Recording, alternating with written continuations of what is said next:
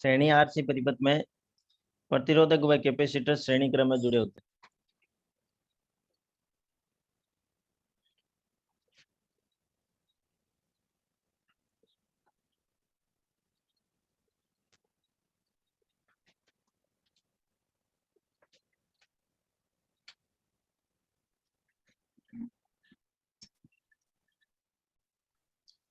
प्रतिरोधक और कैपेसिटर श्रेणी क्रम में जुड़े होंगे, ये श्रेणी आरसी सर्किट कहलाता है। ये प्रवाहित कुल धाराएं हैं। आर के सिरों पर जो वोल्टेज होते हैं उसको वी आर से प्रदर्शित करेंगे, सी के सिरों पर जो वोल्टेज होंगे उसको वी सी से प्रदर्शित करेंगे।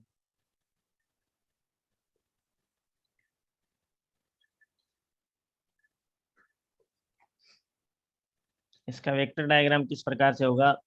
धारा समान है इसलिए धारा को रेफरेंस मानेंगे, संदर्भ लाइन पे है वो, रेफरेंस लाइन पे धारा मानेंगे, क्षैतिज लाइन पे धारा मानेंगे।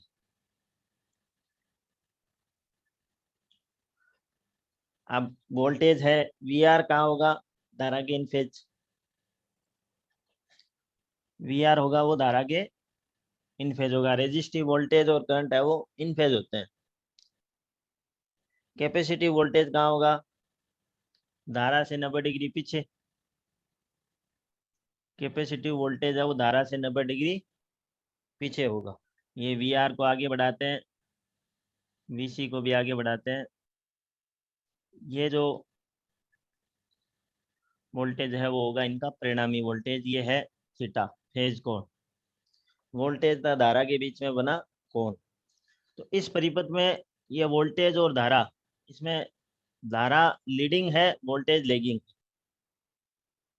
सामने दिखाई दे रहा है धारा लीडिंग है और वोल्टेज लेगिंग।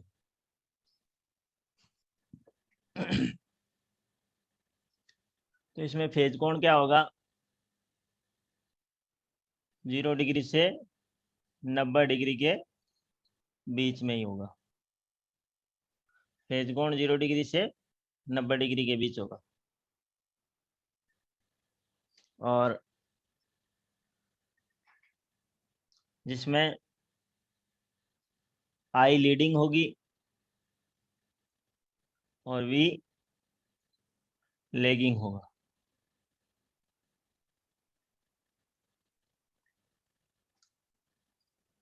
देखो ये वीसी है तो ये भी वीसी होगा। आपको यहाँ पे एक समकोण त्रिभुज दिखाई देता होगा इस प्रकार से, जिसमें ये तो वीसी है, ये वी आर है और ये टोटल वोल्टेज भी है, ये फेज कोण है।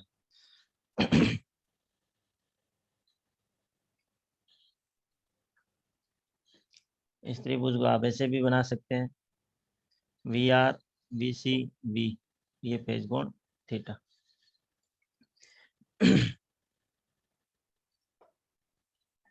इस त्रिभुज में पाइथागोरस प्रमेय लगाएंगे। वी स्क्वायर बराबर हो जाएगा V R square plus V C square.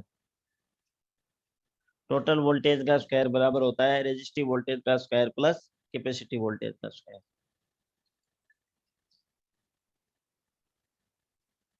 V R की जगह लिखेंगे आई इंटू जेड,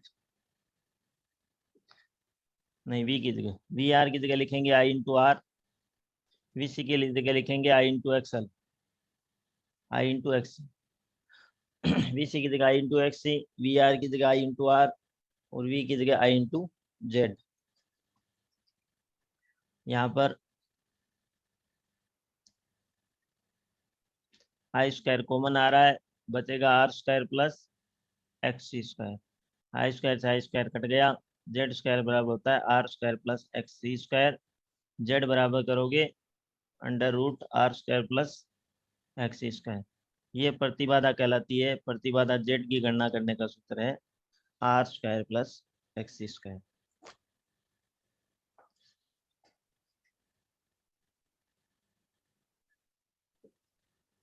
यदि इसमें टोटल करंट की गणना करनी हो तो आई बराबर होगा V upon Z. Total current की गणना करनी हो तो आई बराबर होगा वी अपॉन जेड। फिर अगला पॉइंट है शक्ति गुणांक। Power factor. कोस थीटा बराबर होता है आधार बटे करंट। तो इस सूत्र में पावर फैक्टर का सूत्र हो जाएगा वी आर अपॉन वी इस त्रिभुज से। और जैसे इम्पीडेंस का सूत्र होता है आर जेड स्क्वायर बराबर R square plus X square, इसमें यही पाइथागोरस प्रमेय से ये भी एक समकोण त्रिभुज बनेगा, इम्पीडेंस का त्रिभुज बनेगा। वो इम्पीडेंस का त्रिभुज इस टाइप से होगा, ये जेड, ये एक्स सी और ये आर, ये इम्पीडेंस त्रिभुज कहलाता है। तो इम्पीडेंस त्रिभुज में कोस थीटा बराबर होगा आधार बटे करण यानी आर अपॉन जेड। तो ये कोस थीटा के दो सूत्र होते हैं, एक V R upon V series circuit में और एक आर अपॉन जेड। फिर है पावर। आप पावर की गणना कैसे करेंगे, power V into I into cos theta, इससे पावर की गणना होगी। कोस थीटा का जो भी मान आएगा वो आप रखेंगे तो इससे वास्तविक शक्ति की गणना हो जाएगी। तो ये आरसी सर्किट होता है। आरसी सर्किट में ध्यान देने वाली बात यही है, वी आर, वी सी और वी वोल्टेजों का वेक्टर योग है, वो लेना होगा। करंट समान होती है। तो यहाँ पर आप वेक्टर बनाएंगे, धारा रेफरेंस लाइन पे ले लेंगे, क्षैतिज लाइन पे, और वी आर है वो वोल्टेज की धारा इन फेज होगा, वी सी है वो धारा से 90 डिग्री पीछे होगा, दोनों का परिणामी वोल्टेज होगा वी, और ये आई और वी के बीच का कोण थीटा कहलाता है। इससे ये त्रिभुज निकल के आएगा। ये वोल्टेजों का संबंध होता है, ये इम्पीडेंस का संबंध है, ये पावर